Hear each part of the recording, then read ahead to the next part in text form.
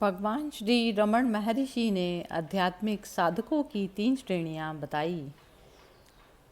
पहला, श्रेष्ठ साधक आत्मा के सत्य को एक बार सुनने पर ही आत्म अनुभव प्राप्त करते हैं। दूसरी श्रेणी के साधकों को आत्मभान में प्रतिष्ठित होने के पूर्व कुछ समय के लिए मनन करना पड़ता है।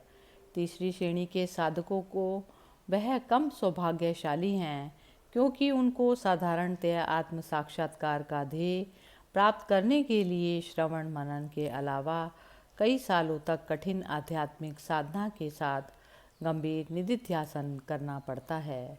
वे ज्वलनशील पदार्थों के दृष्टांत से यह बात समझाते थे।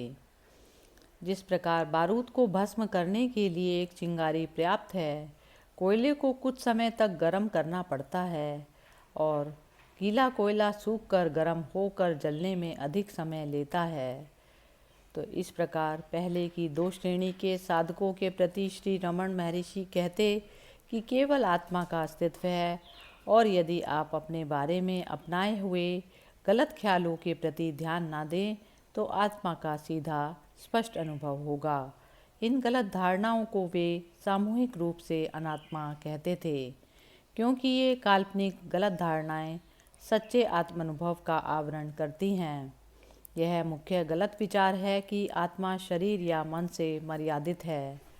जिस क्षण मनुष्य स्वयं को एक शरीर में रहने वाला व्यक्ति मानना छोड़ देता है तो पूरा गलत धारणाओं का प्रसाद ढह जाता है और उसकी जगह सच्चे आत्मा की नित्य सभानता स्थान ले लेती है।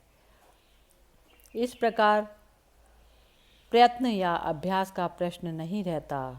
आवश्यकता केवल यह समझने की है कि आत्मा कोई प्राप्तव्य ध्येय नहीं है, बल्कि अपने विषय में एकत्रित किए गए गलत पूर्वाग्रह का त्याग करने के अनंतर हमेशा बनी रहने वाली शुद्ध सभानता ही पर्याप्त है।